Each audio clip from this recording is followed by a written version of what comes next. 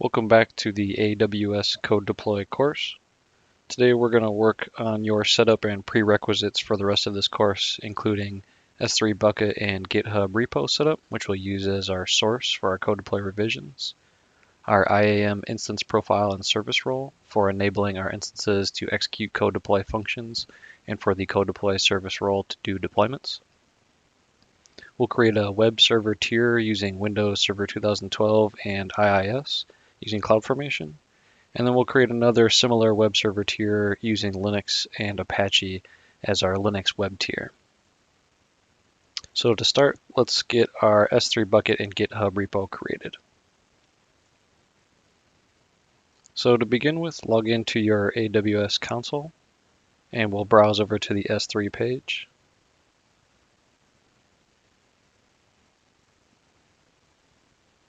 And we're going to create a bucket. Now remember that S3 bucket names are global in nature. The namespace is global, so this name must be unique. So just for the sake of simplicity, let's just use your name and then CodeDeploy. For region, go ahead and use whatever region is your typical region for this account and hit create. That's it. For CodeDeploy, we don't have to worry about any of the more advanced features of S3. A default bucket with the default permissions will be good enough for our purposes. Okay, now let's set up our GitHub repo as our alternate source for CodeDeploy revisions.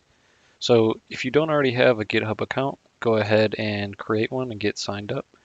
Once you have one, or if you already have an account, just come to your GitHub page, click on this Create New dropdown and hit New Repository.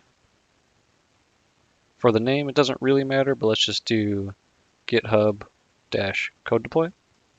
And we don't have to worry about name uniqueness since it's going to be underneath your repo account. Description, we can just skip. We'll leave this public because AWS needs to be able to access it. And then we'll go ahead and initialize this repository with a README. So go ahead and click Create Repository. Then right away what I'm going to do is I'm going to grab this clone URL in the bottom right and copy that. I'm going to pop over to my terminal and I'm going to clone that locally.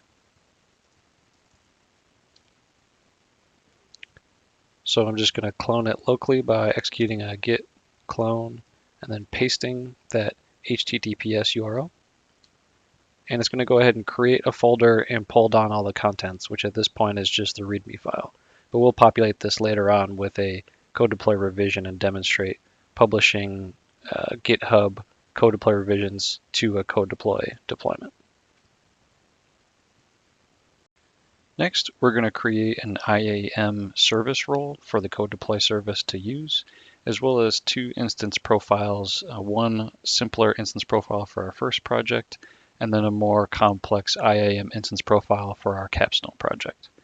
We're also going to create an additional IAM user that we can use with our integration with GitHub, and we're going to use that with our continuous deployment project later on in the course. So to start, let's log into our AWS console. We're going to browse to the Identity and Access Management page, drill into Roles, and create new role. Now this role name isn't terribly important, but just to make it more human readable, let's call it CodeDeploy Service Role and hit Next Step. Now this is one of the gaps that makes creating this role a little bit documentation in AWS. They don't have a service role predefined for CodeDeploy.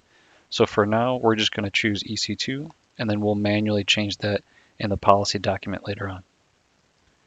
Now for the policy that we want to attach, Amazon provides a predefined CodeDeploy role specifically for the CodeDeploy service. So we'll just search for our AWS CodeDeploy role. That's the only policy we need to attach, so we'll just select that one and we'll hit Next Step. Finally, we were presented with this review page just to see all of the attributes we've set up. Everything is correct, so we can just hit Create Role now. Okay, so now we can see that the CodeDeploy service role has been created. Now let's drill into it and we'll modify it to be related to the CodeDeploy service rather than the EC2 service. So you can see here information about the role we just created, including the policy we just attached.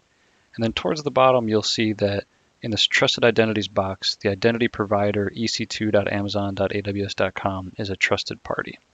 What this basically says is that we've allowed Amazon's EC2 service to assume this role that we've created. We've extended the rights to assume this role to that service itself. For this service role, this is for code deploy. So what we need to do is modify this trust relationship. We'll remove the EC2 trusted entity and replace it with a code deploy trusted entity.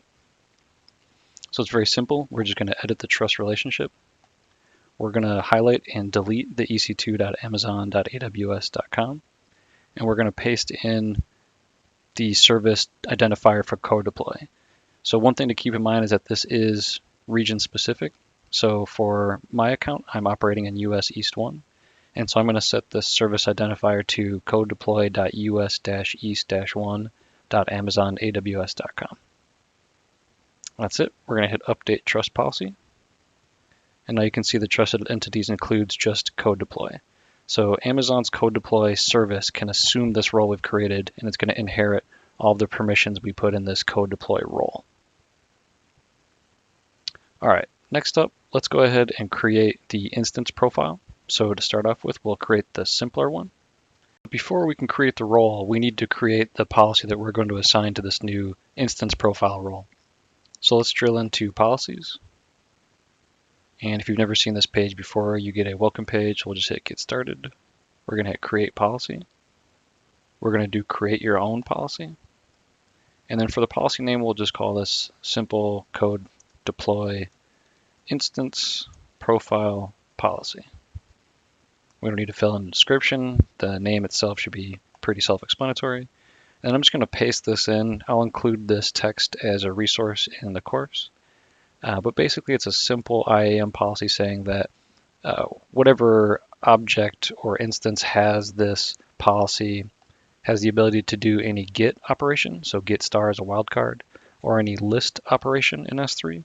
And we're allowing them to do that on any bucket that they have access to, hence another wildcard. So in your production environments, you'll probably want to strict this to some S3 bucket that's specific to either the application or to just your code deploy resources. But for our example today, this is good enough. So with that, we'll go ahead and just hit create policy. And AWS is going to validate that policy is correct as part of that creation process. So we're all good. Now we have a policy. Now let's go create the simple code deploy instance profile role that's going to use that policy. So we'll hit create new role, call it simple code deploy instance profile. And this is a bit of a redundant name since the role itself encompasses an instance profile. So role type is going to be EC2 because we want to enable the EC2 instances that have this role to call these AWS services. And then for our policy, we're going to use the one that we just created. So we'll search for simple, and we find our simple code deploy instance profile policy. Select that and hit next step. Again, we get to our final review page, and we're just going to hit create role. Perfect. All right, let's create one more policy, and this is going to be for our more advanced code deploy. So we'll go back to policies, create policy, select create your own policy. We'll call this advanced code deploy instance profile policy. And here in our policy document, we'll paste in our policy, and I'll include this in the resources section.